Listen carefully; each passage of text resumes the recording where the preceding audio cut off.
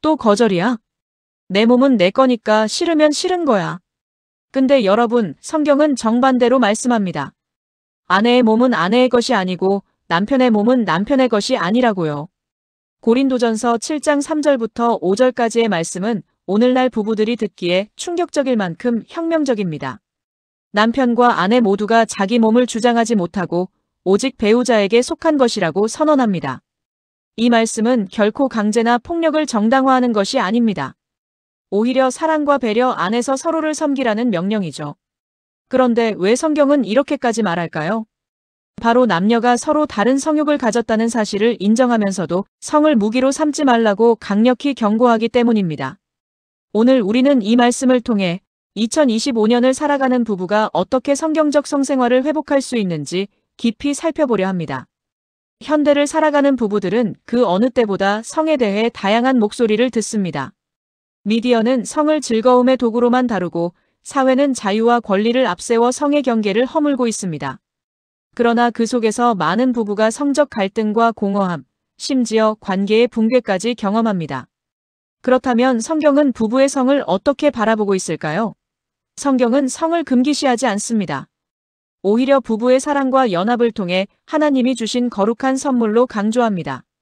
오늘은 성경이 말하는 성의 본질과 현대 부부가 어떻게 성경적 성생활을 회복할 수 있는지 함께 깊이 살펴보겠습니다.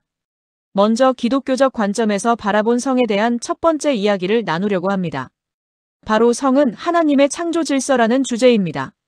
우리가 살고 있는 세상에서 성에 대한 이야기는 참으로 복잡하고 혼란스럽습니다. 어떤 이들은 성을 단순히 쾌락을 위한 수단으로 여기고 또 어떤 이들은 성을 부끄럽고 숨겨야 할 것으로 생각합니다. 하지만 성경은 성에 대해 전혀 다른 관점을 제시합니다. 창세기 1장 27절을 보면 하나님이 자기 형상 곧 하나님의 형상대로 사람을 창조하시되 남자와 여자로 창조하시고라고 기록되어 있습니다. 여기서 우리가 주목해야 할 점은 하나님께서 의도적으로 남자와 여자를 구별하여 창조하셨다는 것입니다. 이것은 단순한 생물학적 차이가 아닙니다. 하나님의 깊은 뜻이 담긴 창조의 설계입니다. 창세기 2장 24절에서는 더욱 구체적으로 말씀하십니다. 이러므로 남자가 부모를 떠나 그의 아내와 합하여 둘이 한 몸을 이룰지로다. 여기서 한 몸을 이룬다는 표현은 단순히 육체적 결합만을 의미하지 않습니다.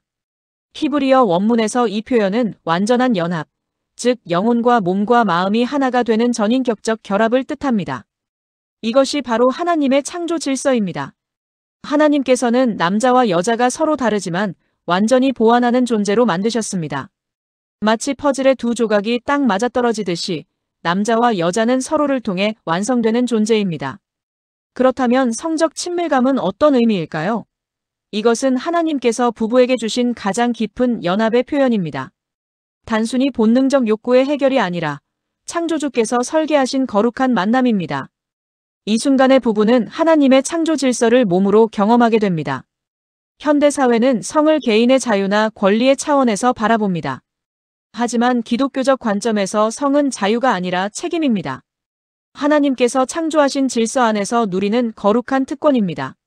마치 아름다운 정원에서 꽃을 감상하는 것처럼 정해진 울타리 안에서 누릴 때 더욱 아름다운 것입니다. 또한 성경에서 남자와 여자의 차이는 우열의 문제가 아닙니다.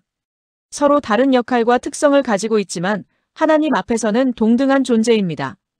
갈라디아서 3장 28절에서 너희는 유대인이나 헬라인이나 종이나 자유인이나 남자나 여자나 다 그리스도 예수 안에서 하나인이라고 말씀하시는 것처럼 말입니다. 하나님의 창조 질서 안에서 성을 이해할 때 우리는 비로소 성의 참된 의미와 아름다움을 깨닫게 됩니다. 성은 더 이상 금기시되어야 할 것도 무분별하게 탐닉해야 할 것도 아닙니다.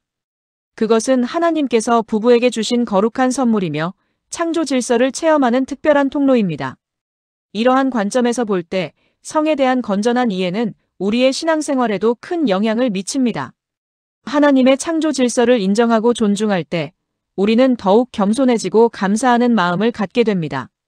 그리고 이것이 바로 하나님께서 우리에게 원하시는 마음의 자세가 아닐까 생각합니다. 오늘은 챕터 2에서 성경이 말하는 성에 대한 관점을 함께 살펴보겠습니다. 많은 분들이 성에 대해 궁금해하지만 교회에서는 쉽게 다루지 않는 주제이기도 합니다. 하지만 성경은 이 주제에 대해 분명하고 아름다운 가르침을 주고 있습니다. 첫째, 성은 하나님의 창조 질서입니다. 창세기 1장 27절에서 하나님은 자기 형상 곧 하나님의 형상대로 사람을 창조하시되 남자와 여자로 창조하시고라고 말씀하셨습니다. 그리고 창세기 2장 24절에서는 이러므로 남자가 부모를 떠나 그의 아내와 합하여 둘이 한 몸을 이룰지로다라고 하셨습니다. 여기서 우리가 주목해야 할 것은 성이 인간의 발명품이 아니라는 점입니다. 성은 하나님이 직접 설계하신 창조의 질서 안에 있는 거룩한 선물입니다. 단순히 육체적 결합이 아니라 하나님이 남자와 여자를 통해 완전한 연합을 이루도록 하신 신비로운 방법인 것입니다. 둘째, 성은 부부의 언약을 강화하는 도구입니다. 결혼은 단순한 계약이 아닙니다. 하나님 앞에서 맺는 거룩한 언약입니다. 그리고 성적 친밀감은 이 언약 관계를 더욱 깊고 견고하게 만드는 하나님의 방식입니다. 고린도전서 7장 3절부터 4절에서 바울은 남편은 그 아내에 대한 의무를 다하고 아내도 그 남편에게 그와 같이 할지라. 아내는 자기 몸을 주장하지 못하고 오직 그 남편이 하며 남편도 그와 같이 자기 몸을 주장하지 못하고 오직 그 아내가 하나니라고 말합니다. 이는 부부가 성적 친밀감을 통해 서로를 섬기고 서로에게 헌신하며 더 깊은 신뢰와 사랑의 관계로 나아가게 된다는 의미입니다. 성은 부부가 서로를 더욱 온전히 알아가고 사랑하게 만드는 하나님의 놀라운 선물인 것입니다. 셋째, 성은 기쁨과 즐거움의 선물입니다. 아가서를 읽어보시면 성경이 성적 사랑을 얼마나 아름답고 즐거운 것으로 묘사하는지 놀라게 됩니다. 내 사랑하는 자는 내게 속하였고 나는 그에게 속하였노라라는 고백에서 우리는 순수하고 기쁜 사랑의 모습을 볼 수 있습니다. 하나님은 결코 성을 억압하거나 금기시하지 않으셨습니다. 오히려 부부가 서로를 향한 사랑과 기쁨을 온전히 누리기를 원하십니다. 많은 그리스도인들이 성에 대해 죄책감을 느끼곤 하는데 이는 성경적 관점이 아닙니다. 하나님이 주신 선물을 감사와 기쁨으로 누리는 것이야말로 올바른 신앙의 자세입니다. 넷째, 성은 경계 안에서 지켜야 하는 거룩함입니다. 히브리서 13장 4절은 모든 사람은 혼인을 귀히 여기고 침소를 더럽히지 말라. 음행하는 자들과 간음하는 자들을 하나님이 심판하시리라고 말씀합니다. 이 말씀은 성이 아름답고 거룩한 것이지만 동시에 올바른 경계 안에서 누려야 한다는 것을 보여줍니다. 마치 아름다운 정원을 보호하기 위해 울타리가 필요한 것처럼 성도 부부라는 거룩한 울타리 안에서 보호받을 때 진정한 축복이 됩니다. 이 경계는 억압이나 제한이 아닙니다. 오히려 성의 아름다움과 거룩함을 보호하고 부부가 안전하고 신뢰할 수 있는 관계 안에서 온전한 기쁨을 누릴 수 있도록 하는 사랑의 보호막인 것입니다. 다섯째, 성은 하나님과의 관계까지 비추는 거울입니다. 부부가 성적 친밀감을 건강하게 누릴 때 그들 사이에는 서로에 대한 존중과 헌신이 더욱 깊어집니다. 이러한 관계는 단순히 두 사람만의 문제가 아닙니다. 에베소서 5장에서 바울은 부부관계를 그리스도와 교회의 관계에 비유합니다. 부부의 사랑과 헌신, 그리고 친밀감은 하나님이 우리를 사랑하시는 방식과 우리가 하나님을 사랑해야 하는 방식을 보여주는 거울이 됩니다. 따라서 부부가 성적 친밀감을 통해 서로를 존중하고 사랑할 때 그것은 하나님 앞에 올려드리는 예배의 한 형태가 될 수 있습니다. 이는 성이 단순한 육체적 행위를 넘어 영적인 차원의 의미를 갖는다는 것을 보여줍니다. 성경적 성 이해는 성을 금기시하거나 부끄러워하는 것이 아닙니다. 오히려 하나님이 주신 아름다운 선물로 인정하고 올바른 관계 안에서 감사와 기쁨으로 누리는 것입니다. 다음 시간에는 이러한 성경적 관점을 바탕으로 실제적인 부부관계에서 어떻게 적용할 수 있는지 살펴보겠습니다. 부부의 상호 섬김 내 몸은 배우자의 것.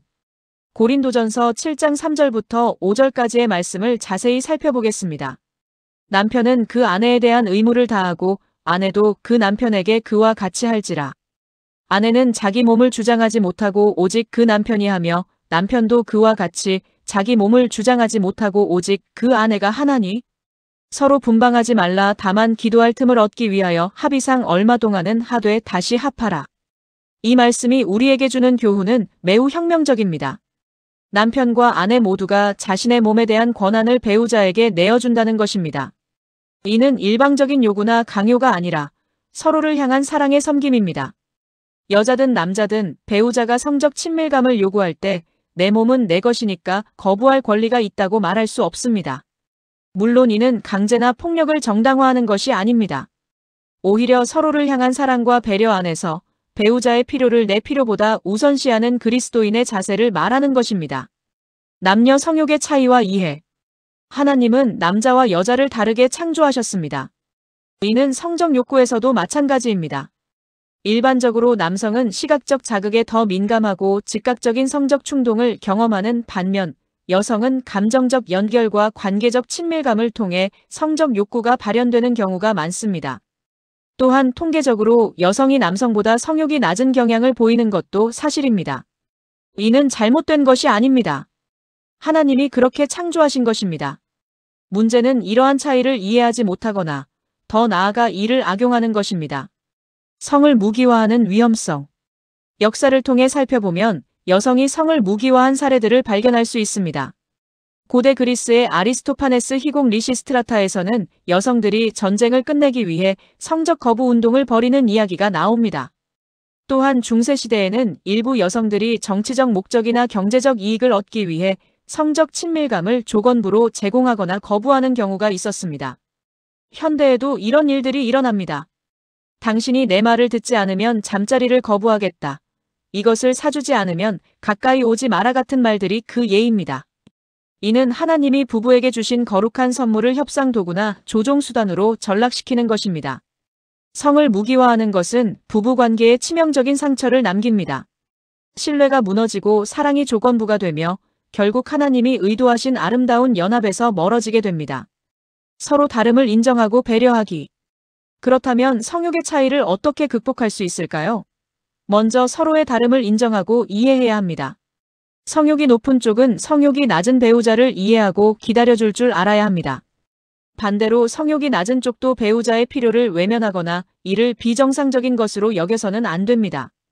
베드로전서 3장 7절에서는 남편들아 이와 같이 지식을 따라 너희 아내와 동거하고 그를 더 연약한 그릇인 여자로 알아 귀히 여기라고 말씀합니다. 이는 남편이 아내의 특성을 이해하고 배려해야 한다는 뜻입니다. 마찬가지로 아내도 남편의 필요를 이해하고 사랑으로 반응해야 합니다. 이는 억지로 하는 것이 아니라 사랑하는 배우자를 기쁘게 해드리고 싶은 마음에서 나오는 자발적인 섬김입니다. 소통과 인내의 중요성. 부부의 성적 친밀감에서 가장 중요한 것은 솔직한 소통입니다. 서로의 필요와 어려움을 숨기지 말고 사랑 안에서 나누어야 합니다. 오늘은 몸이 힘들어요. 요즘 스트레스가 많아서 마음이 잘 열리지 않아요와 같은 솔직한 대화가 필요합니다. 동시에 인내도 중요합니다. 갈라디아서 5장 22절에서 말하는 성령의 열매 중 하나가 바로 인내입니다. 배우자가 지금 당장 나와 같은 마음이 되지 않더라도 사랑으로 기다려주고 이해해주는 것이 성숙한 그리스도인 부부의 모습입니다. 치유와 회복을 위한 기도. 만약 과거에 성을 무기화했거나 서로에게 상처를 준 경험이 있다면 회개하고 용서를 구해야 합니다. 하나님은 회개하는 자를 용서하시고 치유하십니다. 요한일서 1장 9절은 만일 우리가 우리 죄를 자백하면 그는 미쁘시고 의로우사 우리 죄를 사하시며 우리를 모든 불의에서 깨끗하게 하실 것이요라고 약속하십니다. 부부가 함께 기도하며 하나님이 원하시는 아름다운 관계로 회복되기를 구해야 합니다. 때로는 전문적인 상담이나 도움이 필요할 수도 있습니다. 이를 부끄러워할 필요가 없습니다. 성경적 부부관계에서 성적 친밀감은 서로를 소유하거나 조종하는 수단이 아닙니다. 오히려 서로를 섬기고 사랑하며 하나님이 의도하신 완전한 연합을 경험하는 거룩한 통로입니다.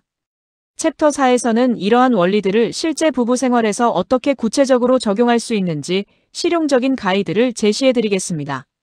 일상 속 친밀감 쌓기. 성적 친밀감은 침실에서만 시작되는 것이 아닙니다. 일상 속 작은 관심과 배려에서부터 시작됩니다. 아가서 2장 14절에서 신랑이 나의 비둘기야 바위 틈 바위.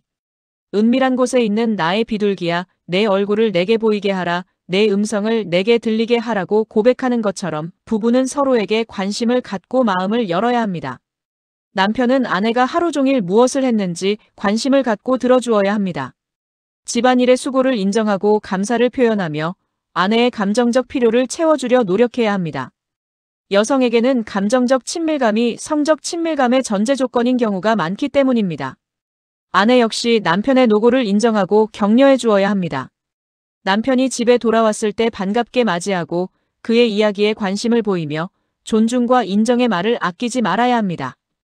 의사소통의 기술.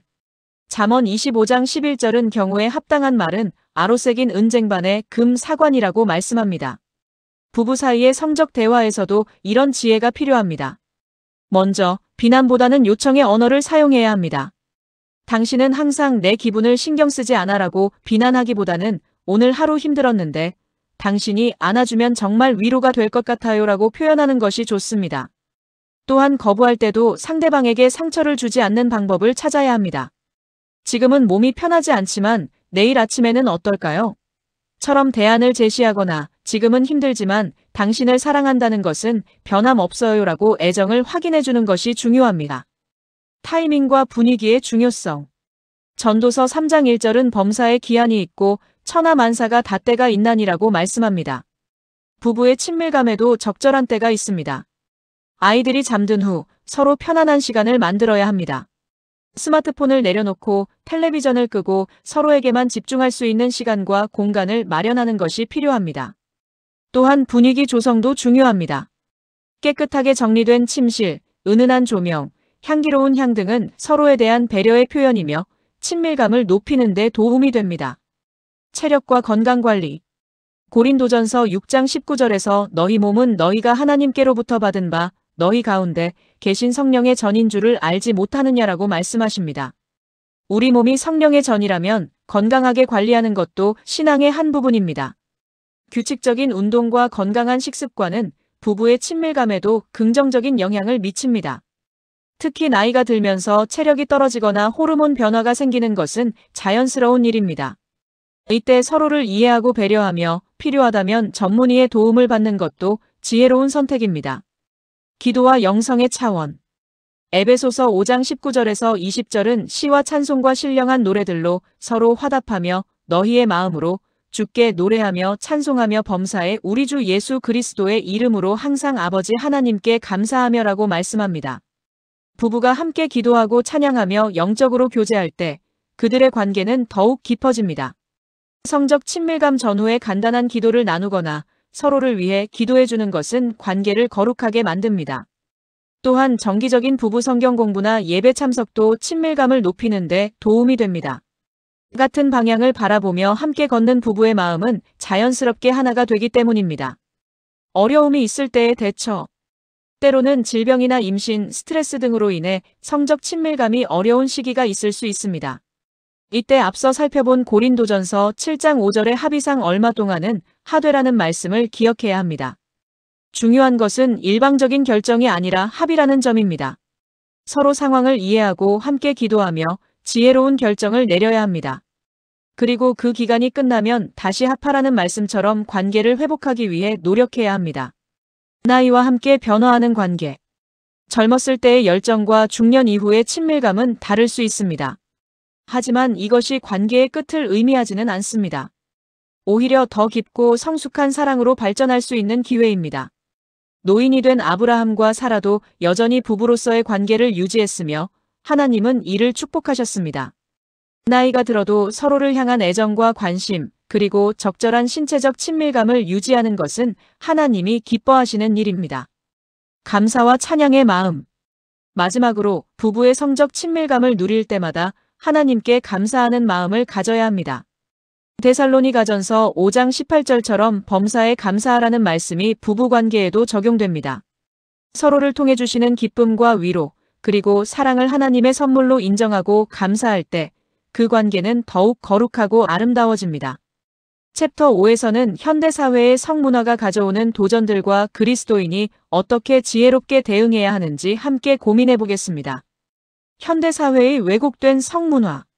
오늘날 우리가 살고 있는 세상은 성에 대해 극단적인 두 가지 모습을 보여줍니다. 한쪽에서는 성을 지나치게 상품화하고 자극적으로 소비하는 문화가 있고 다른 한쪽에서는 여전히 성을 금기시하고 부끄러워하는 문화가 공존합니다. 미디어와 인터넷을 통해 쏟아지는 왜곡된 성 정보들은 특히 젊은 세대들에게 큰 혼란을 주고 있습니다. 포르노그래피의 확산은 건전한 성의식 형성을 방해하고 현실과 동떨어진 기대를 심어주고 있습니다.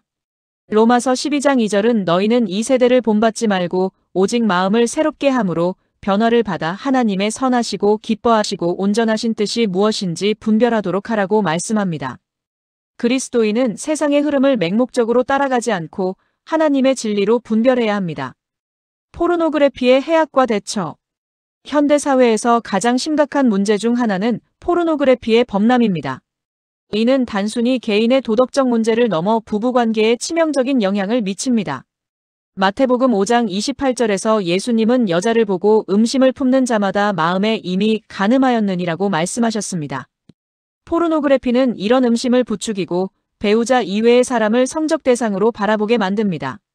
더 큰 문제는 포르노그래피가 비현실적인 기대를 심어준다는 것입니다. 진짜 부부관계는 연출된 영상과 전혀 다릅니다. 포르노에 중독된 사람은 실제 배우자와의 관계에서 만족을 느끼지 못하게 되고 이는 부부관계를 파괴합니다. 만약 이미 포르노그래피에 노출되었거나 중독된 상태라면 즉시 회개하고 도움을 구해야 합니다. 혼자 해결하려 하지 말고 신뢰할 만한 목사님이나 상담사의 도움을 받으시기 바랍니다. 소셜미디어와 외부 유혹. 현대인들은 소셜미디어를 통해 수많은 사람들과 연결되어 있습니다. 이는 좋은 면도 있지만 부부관계에는 위험 요소가 될 수 있습니다. 옛 연인과의 재연결, 직장 동료와의 부적절한 관계, 온라인상의 감정적 불륜 등이 그 예입니다. 잠언 4장 23절은 모든 지킬 만한 것 중에 더욱 내 마음을 지키라 생명의 근원이 이에서 남이니라고 경고합니다. 부부는 서로에게 투명해야 합니다. 스마트폰 비밀번호를 공유하고 의심스러운 관계는 미리 차단하며 배우자가 불편해할 만한 행동은 피해야 합니다. 이는 감시가 아니라 서로를 보호하는 사랑의 표현입니다. 자녀 교육의 중요성. 부모는 자녀들에게 올바른 성교육을 해야 할 책임이 있습니다. 세상이 왜곡된 정보를 주기 전에 부모가 먼저 성경적 관점에서 성에 대해 가르쳐야 합니다. 신명기 6장 6절부터 7절은 오늘 내가 내게 명하는 이 말씀을 너는 마음에 새기고 내 자녀에게 부지런히 가르치며라고 말씀합니다. 성교육도 마찬가지입니다. 나이에 맞게, 단계적으로, 그리고 자연스럽게 가르쳐야 합니다. 성을 부끄러워하거나 더러운 것으로 가르치지 말고 하나님이 주신 아름다운 선물이지만 결혼이라는 울타리 안에서 누려야 한다는 것을 알려주어야 합니다. 교회 공동체의 역할. 교회는 성에 대한 건전한 교육과 상담을 제공해야 합니다. 목사님들도 이 주제에 대해 성경적으로 그리고 실제적으로 가르칠 준비가 되어 있어야 합니다. 히브리서 10장 24절부터 25절은 서로 돌아보아 사랑과 선행을 격려하며 모이기를 패하는 어떤 사람들의 습관과 같이 하지 말고 오직 권하여 그날이 가까움을 볼수록 더욱 그리하자고 말씀합니다. 교회 공동체는 부부들이 건전한 관계를 유지할 수 있도록 서로 격려하고 돕는 역할을 해야 합니다. 결혼 예비 교육, 신혼부부 모임, 부부 수련회 등을 통해 지속적인 관심과 돌봄을 제공해야 합니다. 회복과 치유의 소망. 과거에 성적 상처를 받았거나 잘못된 선택을 했던 분들도 계실 것입니다. 하지만 하나님은 회복과 치유의 하나님이십니다. 이사야 61장 3절은 무너진 것을 다시 세우며 황폐한 것을 다시 일으킬 것이라고 약속하십니다. 어떤 상처나 실패가 있었더라도 진심으로 회개하고 하나님의 도우심을 구할 때 새로운 시작이 가능합니다. 전문적인 상담이 필요할 수도 있고 시간이 오래 걸릴 수도 있습니다. 하지만 포기하지 마십시오. 하나님은 상한 마음을 치유하시고 깨어진 관계를 회복시키시는 분이십니다. 균형 잡힌 관점 유지하기. 그리스도인으로서 우리는 성에 대해 균형 잡힌 관점을 가져야 합니다. 지나치게 금욕적이어서도 안 되고 지나치게 방종해서도 안 됩니다. 디모데전서 4장 4절은 하나님이 지으신 모든 것이 선함에 감사함으로 받으면 버릴 것이 없나니라고 말씀합니다. 성도 하나님이 창조하신 선한 것이므로 올바른 관계 안에서 감사함으로 누려야 합니다. 동시에 고린도전서 6장 12절에서 모든 것이 내게 가하나 다 유익한 것은 아니요.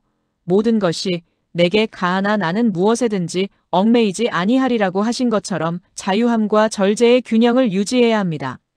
마무리. 현대 사회에서 그리스도인으로 살아가는 것은 쉽지 않습니다. 특히 성에 관한 문제에서는 더욱 그렇습니다. 하지만 우리에게는 하나님의 말씀이라는 확실한 기준이 있습니다. 세상의 문화에 휩쓸리지 않고 성경의 진리 위에 굳게 서서 하나님이 기뻐하시는 부부관계를 만들어 가시기 바랍니다. 현대 사회는 성을 왜곡하고 부부에게 가벼운 즐길 거리로만 포장해 전달합니다. 그러나 성경은 분명하게 성을 하나님이 주신 거룩한 선물로 규정합니다. 성은 부부가 서로의 몸과 마음을 나누며 언약을 더욱 깊게 하고 즐거움과 기쁨 속에서 하나님께 감사하는 도구입니다. 동시에 부부의 성은 단순한 육체적 행위가 아니라 하나님 앞에 거룩하게 세워진 삶의 일부입니다. 2025년을 살아가는 부부가 성경적 관점을 회복할 때 성은 갈등의 원인이 아니라 사랑과 연합의 열매가 됩니다. 오늘 이 말씀을 통해 부부의 성을 새롭게 바라보고 하나님 안에서 진정한 친밀함과 기쁨을 누리기를 소망합니다. 다음에도 유익한 내용으로 찾아뵙겠습니다. 구독과 좋아요는 제작에 큰 힘이 됩니다.